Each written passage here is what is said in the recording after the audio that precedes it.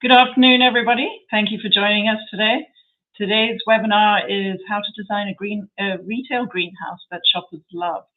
On the line, we have Park Pittman, who is our sales representative, and he has been with the company for more than 22 years. He's a regional sales rep for the Midish West, Ohio, Michigan, that area. I'll let Park do a short introduction to himself, and then he will kick it off with more information that you want to know. And just a heads up, if you have a question anytime during the presentation, please type it in the chat. If it's relevant to the slide at the time, I will ask the question of Park and he can answer. If we don't have time, we can address them at the end. And Park does have a cold, so he might sneeze or cough a little bit, so just take that. All right, over to you, Park. Yeah, thanks for joining us, everybody. It's always fun to get a chance to talk retail garden centers with customers. And as Tara mentioned, yeah, you caught me with my worst cold of the year. I get about one bad cold a year, and of course, it had to hit right now. So I'll try to keep the clearing my throat, coughing, all that stuff to a minimum the best I can. I'm pretty hopped up on some Mucinex right now. But so hang in there with me, and we'll get through things. But as Tara said, I've been with the company or been in the industry for really over 30 years, but I've been with this company, Nexus Combination, Row Brothers, Thermo Energy, 22 plus years.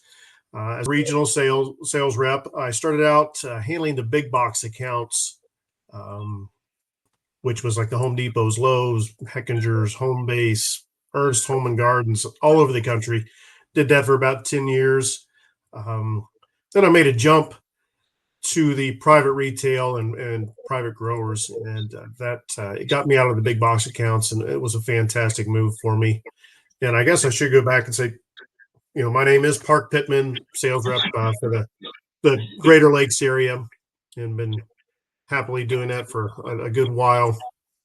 I've got a lot of experience, and I really enjoy talking about garden centers. I feel that's my sweet spot is retail garden centers, and I love talking about them. And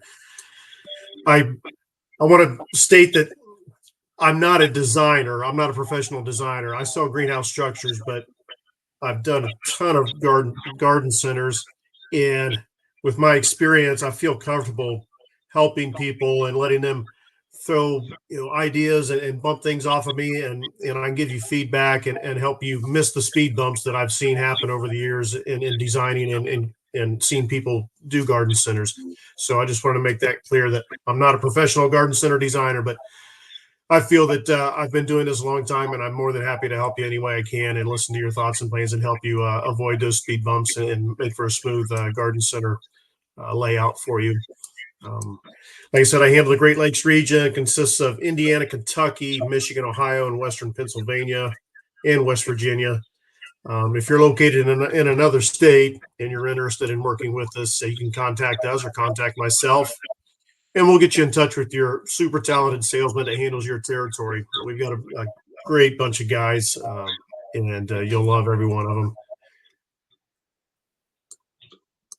As for Prospient, if you're not familiar with Prospient, we are the combination of Nexus Greenhouse Manufacturing and Row Brothers and Thermo Energy. And we've got over 150 years of combined service or experience in the industry, and we continue to do so under the new name Prospient. A lot of people always ask me right away, what does Prospient mean? Well, I really don't know, but I know that it's supposed to make you think about being prosperous. And we want to help you become prosperous in your endeavors with your garden centers. I've always considered myself lucky to have found my way. Like I said, I started out in the big box accounts, and I just feel really lucky that I was able to make the transition over to work with private owners for retail garden centers. It's, I get a chance to work with the best people in the world, really. If you think about it, we're all just basically farmers that are growing inside, and we're trying to do it in a way that present it so everybody to draw attention, keep people coming back. And there's many different ways you can do that. You're a unique bunch in today's world. You get to sell happiness to our customers. And selling happiness, it comes at a cost. It's not easy. And when you're selling plants or growing plants, every day's a Monday because plants don't care what day it is. They're always there waiting for you. And even though it's hard and it takes a lot of time, it's so rewarding to see the joys and smiles that you put on the people in your customers' faces. And I get to do that. I get to be a customer of many of the garden centers that I get to build, and that's what I like to do. Is when you guys are busy and having a real crazy spring, I get to travel around and take a look at all the wonderful plants that you have out and the displays you have out, and I get to people watch and see where people head in the garden centers and things like that. But also, like I said, this industry is full of wonderful people. Some of the most giving people as well. It amazes me how open everybody is to their fellow garden center competitors, and grower to grower. It's not uncommon for somebody to talk to a competitor and say, "Hey, I'm having a problem with this plant. Can you help me out?" And they share their information back and forth. You just don't find that kind of open sharing in other industries. And I'm so thankful I get the opportunity to work with people like you every day. I mean, it's fantastic. I'm just really happy that I'm in the industry. So in the agenda today, we're going to look at design tips for boosting your curb appeal and visibility from the street, ways to lay out your retail space and maximize shopper flow and comfort, cooling strategies that keep customers and plants happy, real important, pros and cons of different greenhouse structures for retail use, exit or entry and exit design that improves flow, security, and pick up traffic, and how to future-proof your layout. Really, unless you can foresee the future, well, we can go to the next slide. Okay, we're on the design tips slide.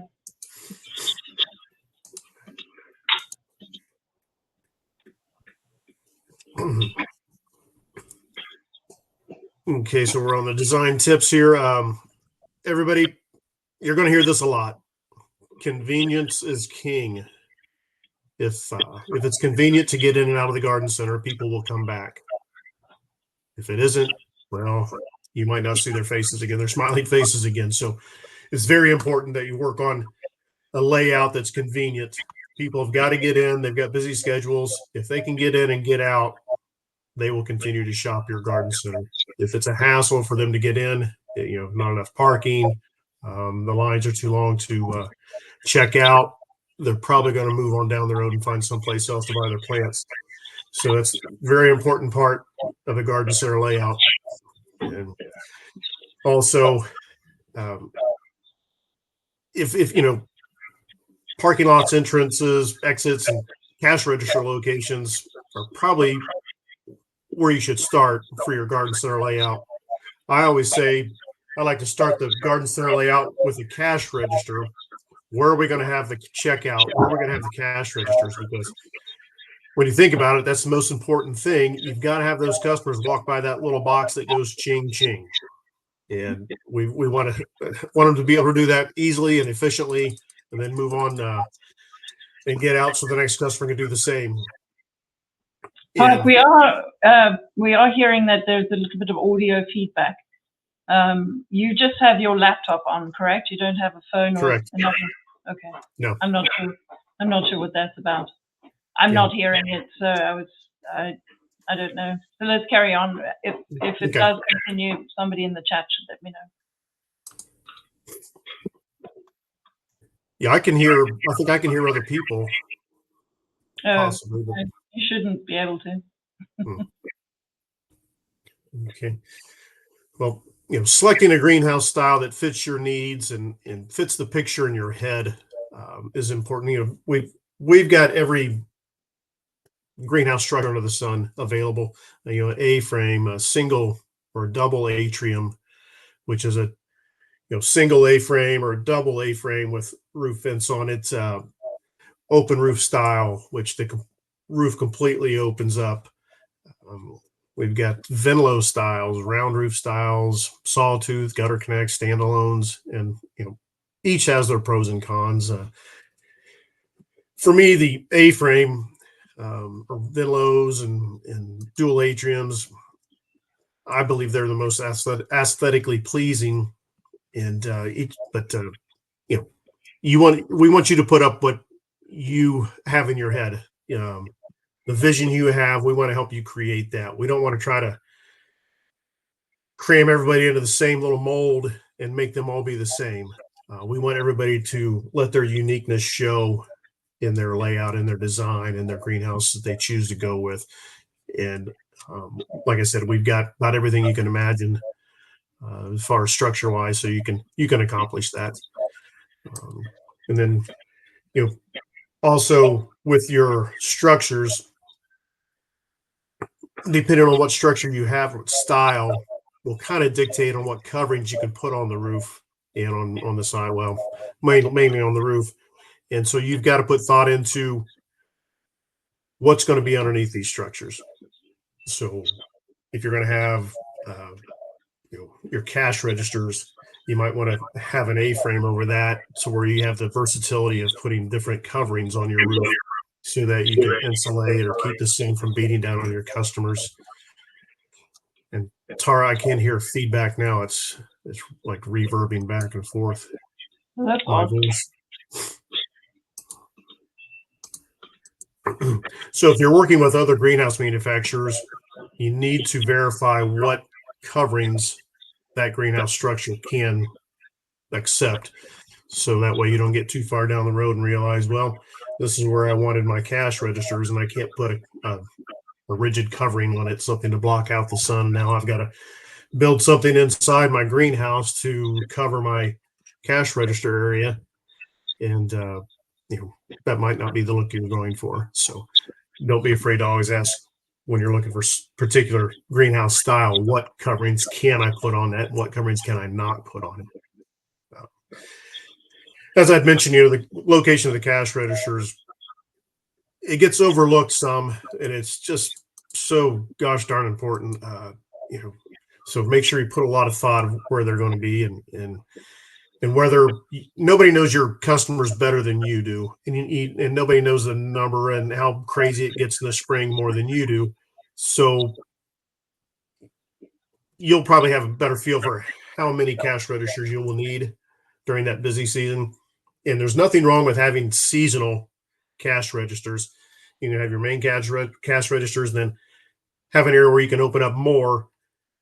If you're able to keep those cash registers in the same area, I would highly recommend that. I do see customers that will have cash registers in one part of the garden center, and then completely on the other side, they might have another set of cash registers. And that can be fine, but I just want you to know that if you do that, you might have to start playing policeman a little bit more, because you'll see somebody come wheeling by one cash register with a cart full of plants. Excuse me, I paid at the other cash register. You hate to think that it might happen, but it does happen from time to time, and you don't want to upset a good customer that did actually pay and create a scene. So to try to avert that from being a potential problem, if you can keep your cash registers in an area where you can see everything, you're probably better off. And a good way to overcome some of those issues, somebody says, well, I need to have one outdoors, I need to have one indoors.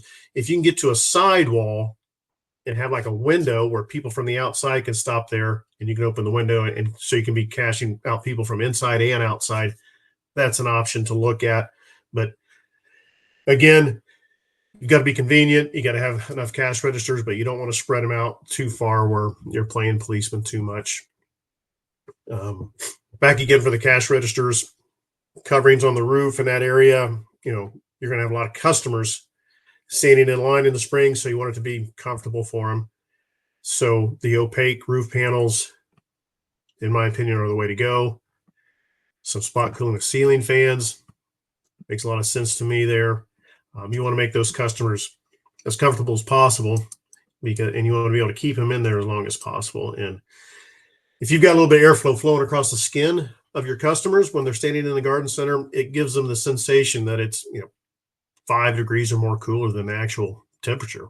So that's what we've got to do, little things like that to keep our customers in line and keep them there. And don't forget all your cash registers. Don't Everybody else does it, like the Walmarts, all the grocery stores. They do what we call add-on sales near the cash registers. You've got a captive audience; they're waiting to pay. So why not? Let's get some stuff lined up there that I could use that. I could use a little shovel. I could use a little apron. I could use some gloves. I could use little add-ons. So things like that are important. And when we've got a captive off audience, we've got to sell, sell, sell. So take advantage of that when you can. Also, it's a good idea if possible in your garden center if you can fence off your area from the parking lot. That way, again, carts full of plants don't mistakenly make it out to the vehicles without passing by that little box and they, that they put money in. So going back to that, if you fence things off, also the number or the amount of doors you have, entrances and exit doors, you've got to figure those out too. You want to have them well signed. You want people to know where they're coming in, where they're going out. If you've got too many doors, once again, you have to play policeman and keep people from taking things out where they shouldn't. So there's a lot more going into the positioning of things, and the thing about garden centers, everybody's property is different. So it's not like you can just take a cookie cutter and say, boom, here it is. This works for this guy. This should work for you. It's not the same. Everybody's communities aren't the same. The spending cash that customers have aren't the same. So every garden center is its own unique place.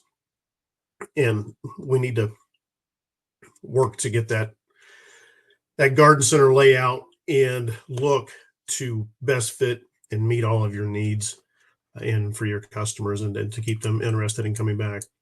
I think I might have mentioned that I think the fewer entrances and exits you have makes life easier for you, as long as you've got them well signed and people know where they're going in, they know where they're going out, and if they're large enough doors to handle the traffic. You don't want people log jamming coming in and going out. So again, this goes back to the amount of space you have, the amount of customers you're going to be having, and trying to lay things out and design them to make it convenient. Once again, convenience is king. I always think about being convenient. It's got to be convenient. And also regarding doors, once you're inside the garden center, I've always liked having two doors going from one zone into the next zone. If you've got an interior wall separating some areas of your garden center, I always liked having two doors.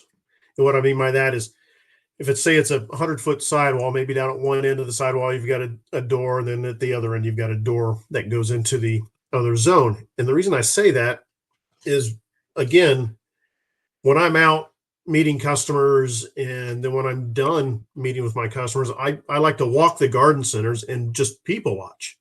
I want to see what the customers are doing.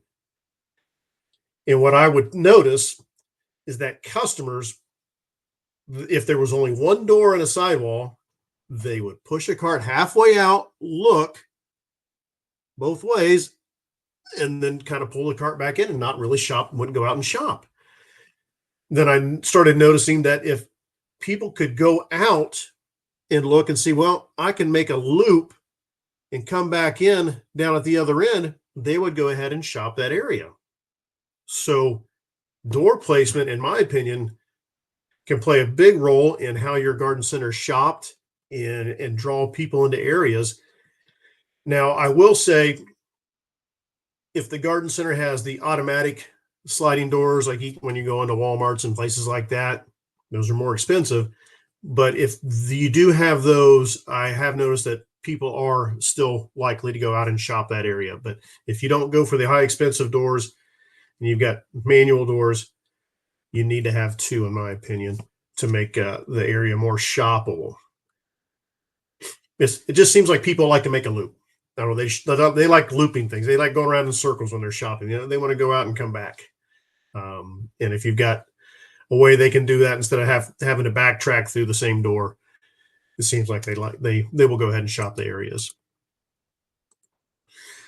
Another reason that customers may peek their head in, look around the other zone and not shop is because late in the season, like this time of year, maybe your greenhouses and the garden centers aren't full of plants. So it's nice to be able to have the ability to consolidate and kind of shrink your garden center to keep things looking full, because I've seen people go into the other zone of that garden center. They look in, they see, gosh, the benches look kind of sparsely covered with plants. Turn right back around and head out. They don't go shop that area.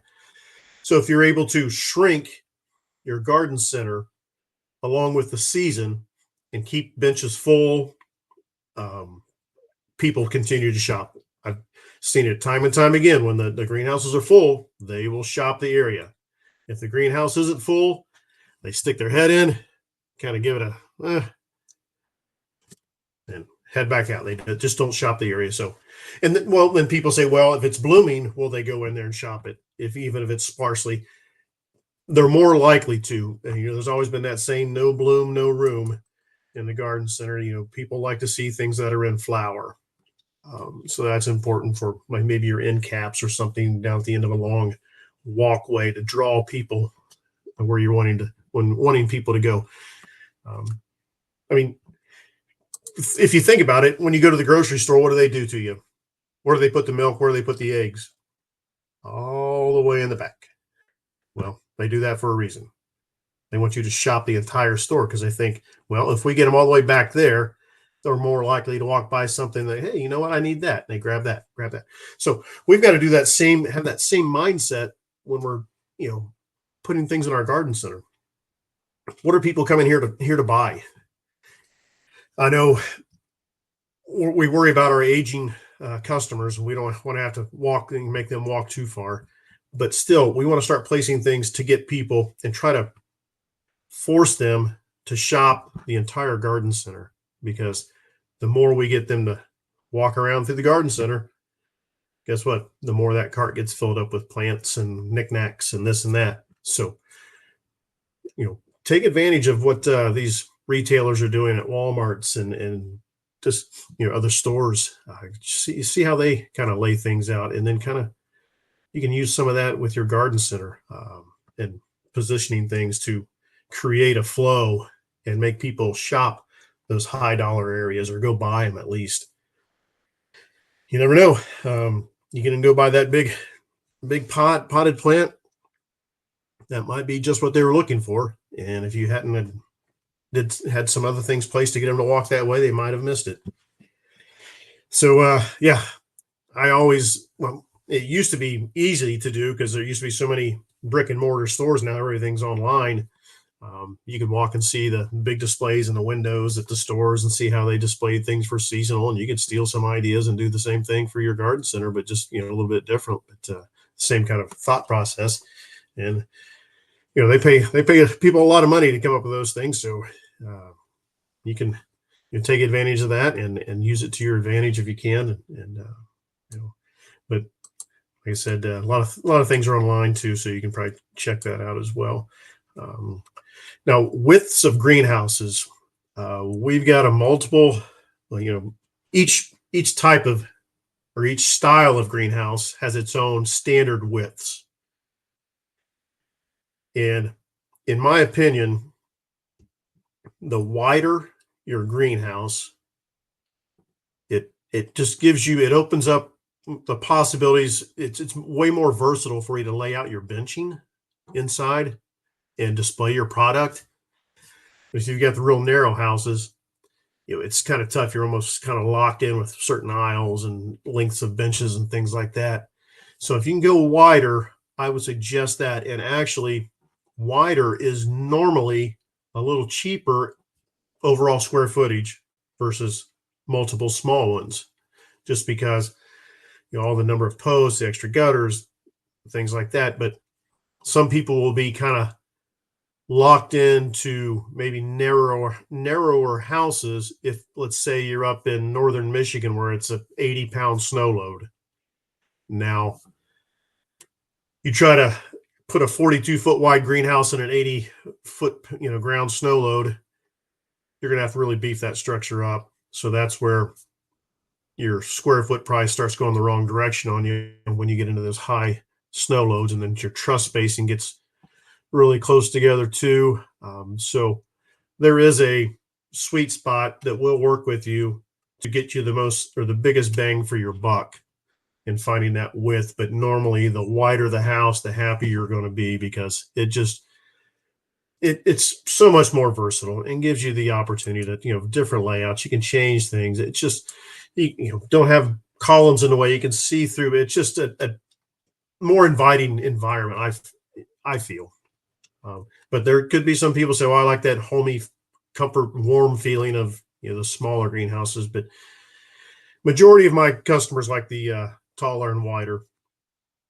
Now, the height of a greenhouse,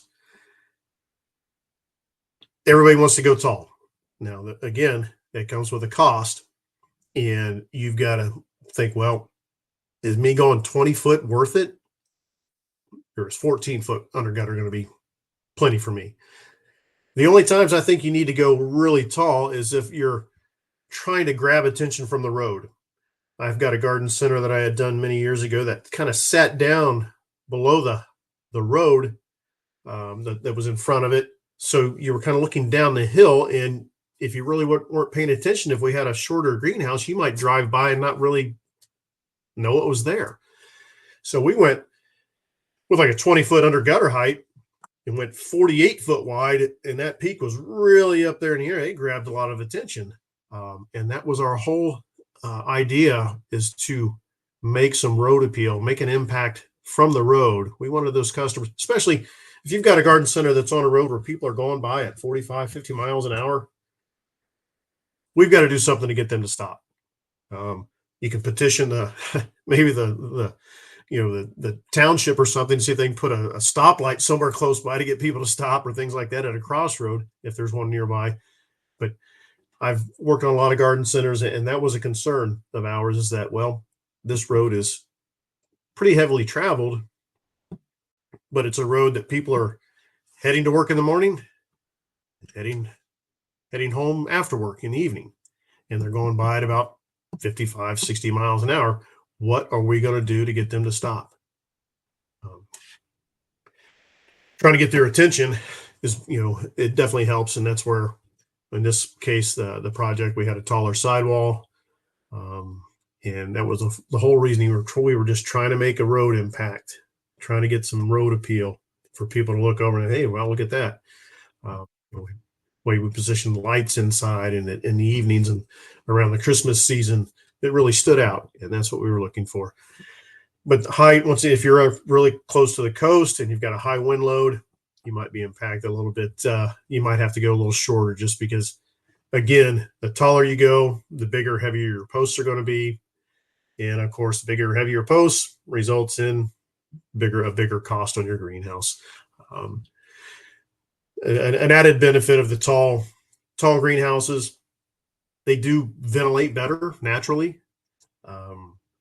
It's just that heat doesn't build up inside there and build down onto the customer and plants as quickly in a taller greenhouse.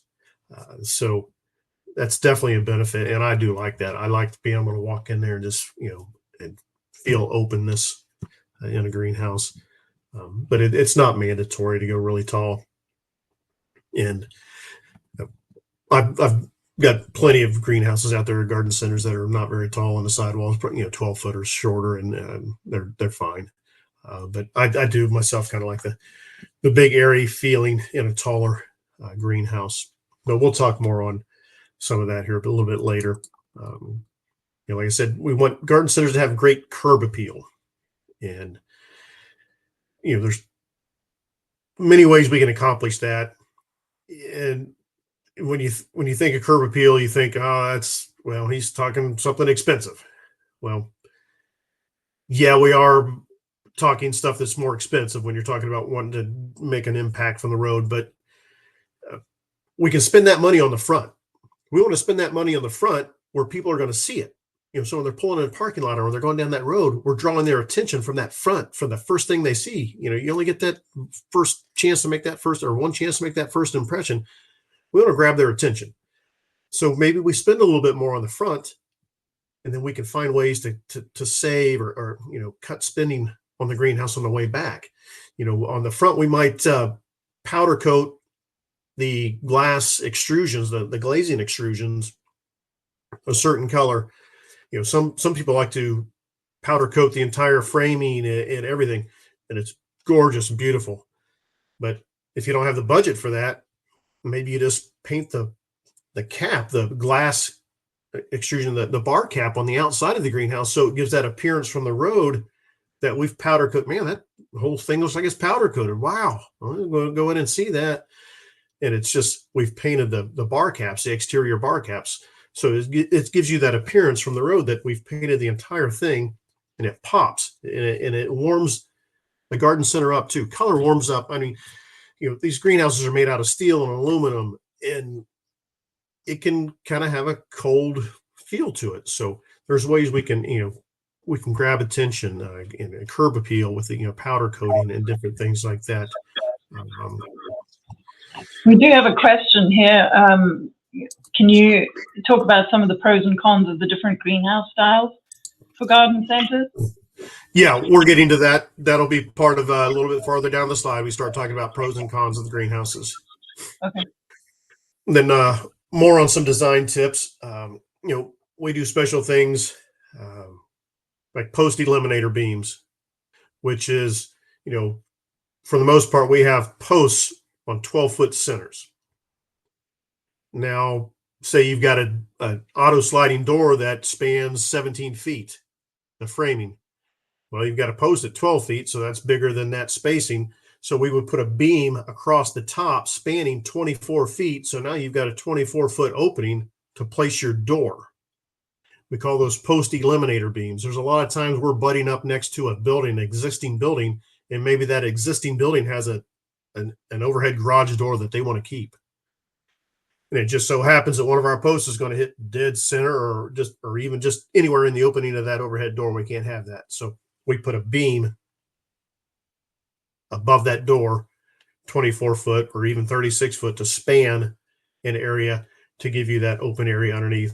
And again, we call that a post eliminator beam. Also, some things we do in retail, I call them retail friendly X bracing.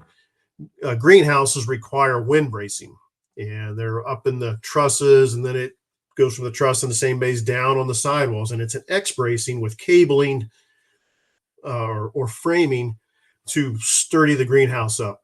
It's part of the design that we have to put in, and they're not the best for customer travel because if you've got a big X between your columns, customer can't shop through there. So what we do, we can put a beam, a 12-foot beam at about 7 foot high. I think code has you can't have anything like for a doorway under 6'9" or something like that. So we would put that beam up there and put the X bracing above it, and the engineers will design it so that works in place of the full length X bracing. I call that retail friendly X bracing. Once again, it gives you the ability to put benches through there, have customers shop through there. It just more versatile. We want a versatile greenhouse. Entrances, exit vestibules, very important.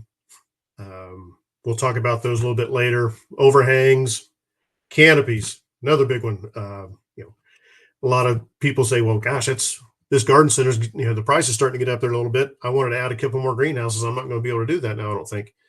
Well, a lot of my customers, I've had one customer, he used to tell me, he said, Park, if I could cover this entire property with greenhouses, I would do it. He said, you don't know how many times in the spring, you start out with a beautiful day, you get customers out here, this parking lot is full and we're making money. And then you look off to the west and what's coming, a big old dark cloud. He said, they scatter and don't come back. He said, if I had this whole area covered with a canopy, I've got my greenhouses and the rest of it with covered canopies. He said, I could keep those shoppers and I'd keep making money. He said, they would pay for itself probably in a season. He said, so if they would let me, he said, I would cover my entire property with canopies. And that's something to think about. It's a cheaper way if you design your greenhouses out, your garden center, that if you do it in phases, that maybe a portion of your enclosed greenhouse, your future enclosed greenhouses, start out as canopies only. And what I mean by canopy, we're just putting the roof covering on it. So we're protecting our customers so they can still shop. It's amazing how many moms you'll see in the spring that come out with the strollers. They get, cabin fever during the winter. They come out with their strollers, and they've got their little ones in the strollers, and they just want an area that they can just wheel around. And if it's a decent, temperature out, they will come out and just, if you've got canopies, they'll shop around, and who knows, they might end up buying something, even, early in the season like that.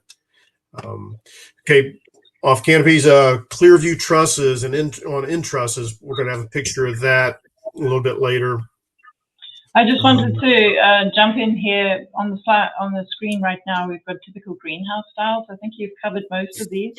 I also wanted to just have a time check. We're just a little bit over halfway through. So Okay. we may have to, Okay. I've got the typical greenhouse style slide up. Let me know if you need to move on from there. All right. I think I was.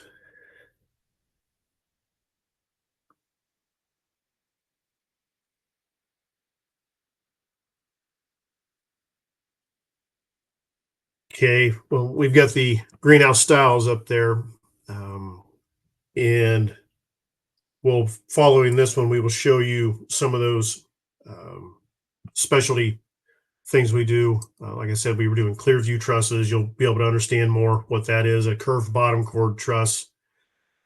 I just think it gives a different feeling inside the greenhouse. If it gives it kind of that European feel if the bottom chord of the truss is curved, as you can see in the slide we've got that we were just on. If you can go back a slide, you can go forward now.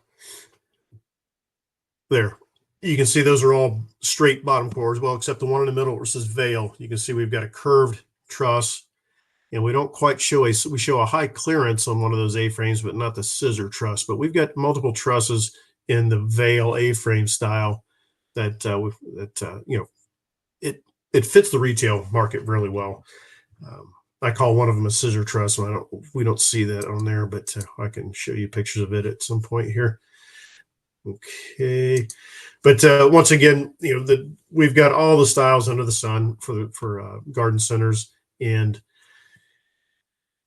I'm sure you might have a picture in your head of what you want, and we want to make that vision come true here. Going to the specialty options, we're showing a picture now of the Clearview truss. And what I mean by Clearview truss is that the trusses on the ends of the greenhouse, the webbing is designed to match up with the glass bars. That way it gives you a clear view when you're outside looking inside. You don't see that webbing. If you look on the top right picture, if you look in, you can see the webbing on the truss that's 12 feet inside the greenhouse. Whereas on this exterior greenhouse truss, you don't see that. You just have the glass glazing bars, and that's what we call a clear view truss. Now, the one on the left, the clear view truss, we did a little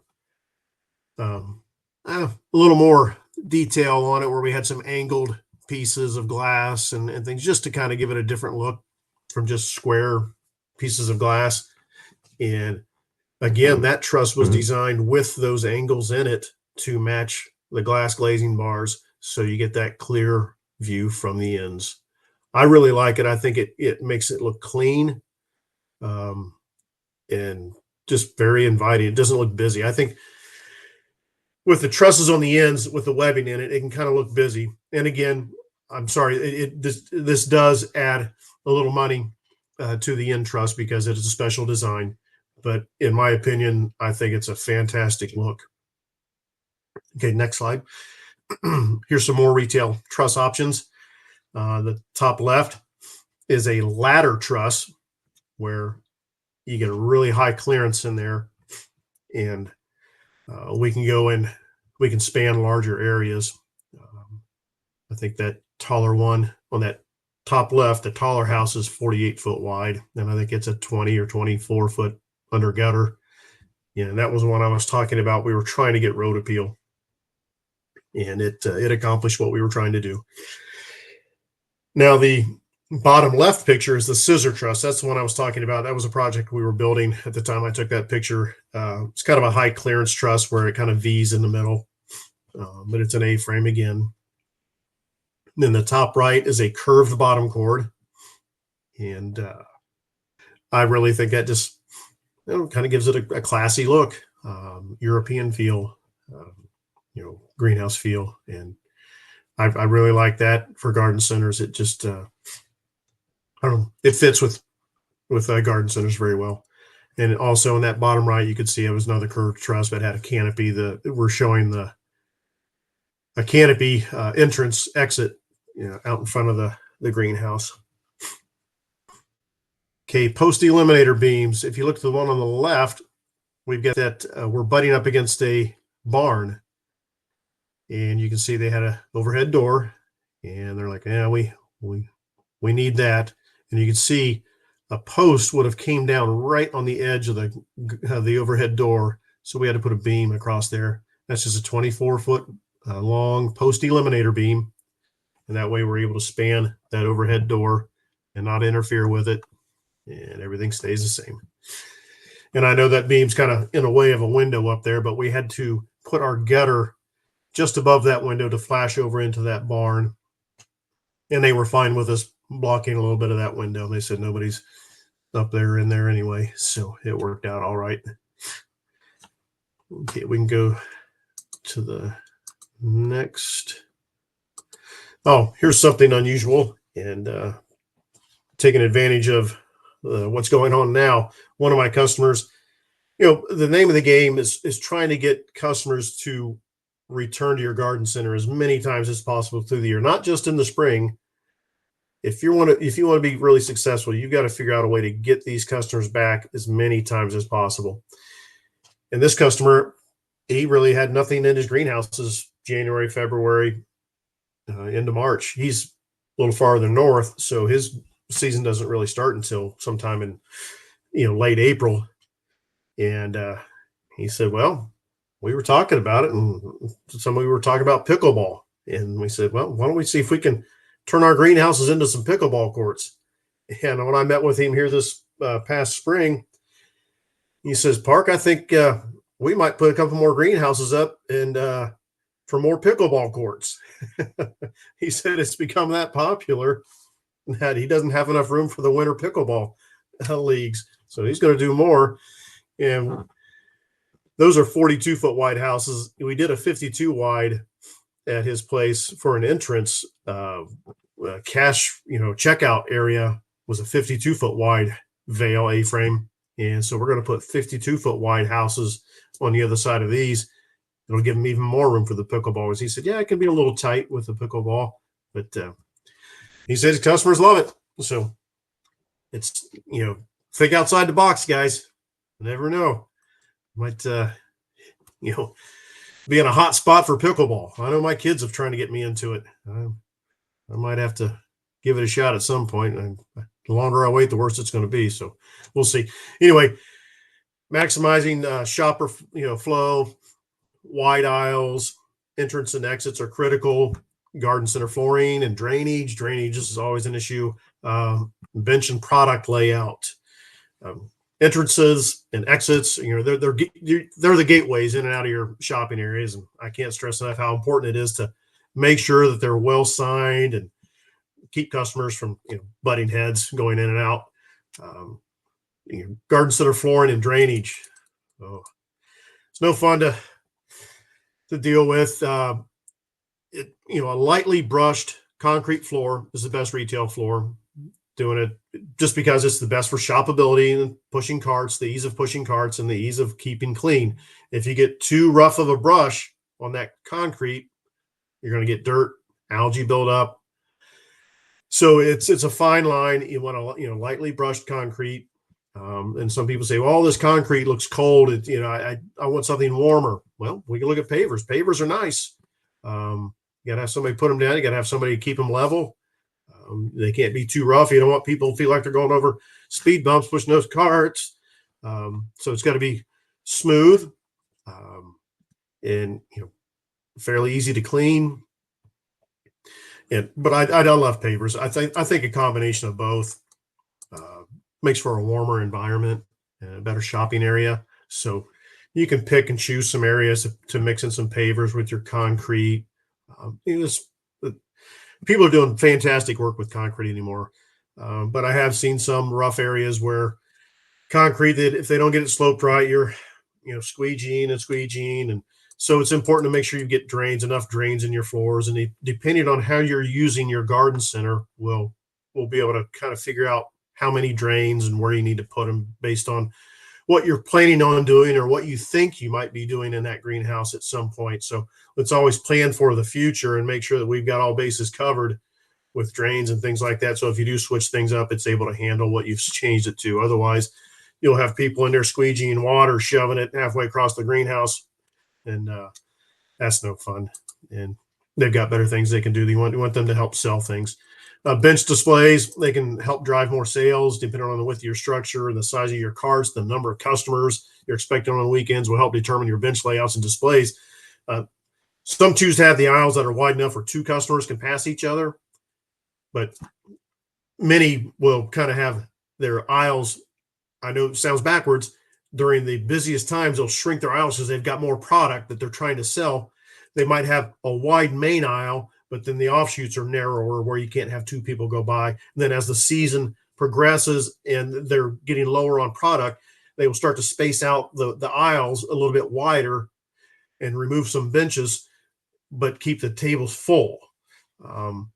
So it's always a cat and mouse game. You're playing, back and forth with things and trying to keep, the garden center looking as full as possible, but as shoppable as possible. So, don't be afraid to move benches around and widen the aisles as the season progresses, and keep those benches full of product. And if you can, if they're in bloom, make sure you get them front and centers so people really get to see them. And like I said before, I make it a point to visit garden centers, and people watch and just see how they flow through the greenhouse. And I look for dead zones, and I try to figure out why they're not shopping those areas, or why does everybody. I still haven't answered this one. I would say 9 out of 10 people, when they walk into a store, they walk in, they turn right. Why? I don't know. I mean, every once in a while you'll see somebody go in and go left, but everybody goes in and goes to the right. Maybe we've just kind of grown up with all the stores we went to as kids that you always went in and you went to the right. So that's what we just, creatures of habit. But I do notice that, and I don't know why. It's not saying it's good or bad, but that's just kind of what we see with foot traffic. People go in and they go to the right. We said we want to try to figure out how we can make the entire garden center shoppable, and how we can get people to shop the whole area. And it's a combination of doors and product and environment issues. Is it too hot? Is it too cold? Customers waiting in, there's a lot of things we have to deal with to make that customer stay in there as long as possible. Because like I said, the longer you keep the customer in there, the better chance you have of them filling up their cart with plants. And so we've got I've seen this happen before.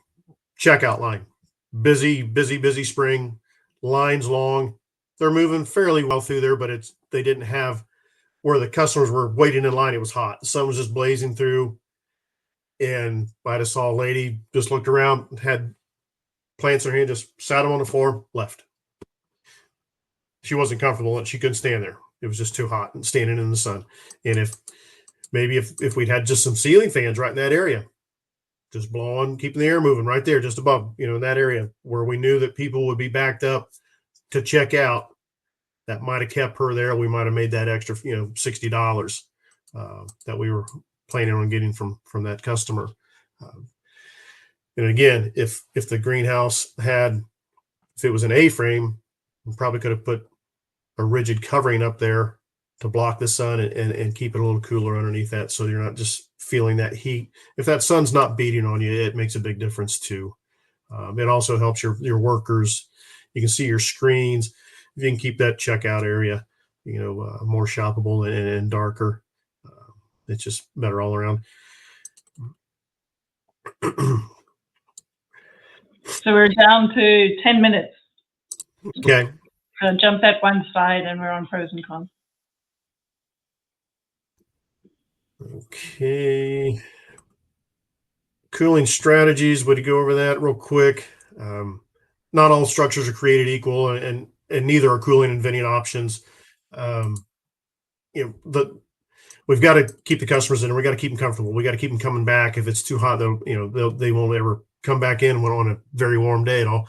But greenhouses can be cooled naturally or by forced ventilation. Natural ventilation is with roof vents, side vents, etc. Forced ventilation is with exhaust fans, inlet shutters, HVAC even. And we're doing more and more of that. It seems as the temperatures kind of increase over time here, getting hotter and hotter in the summers, we're seeing more and more customers that are looking at HVAC. They're sealing off certain areas, insulating it better, and using HVAC to cool certain areas, and then the rest will be natural ventilation.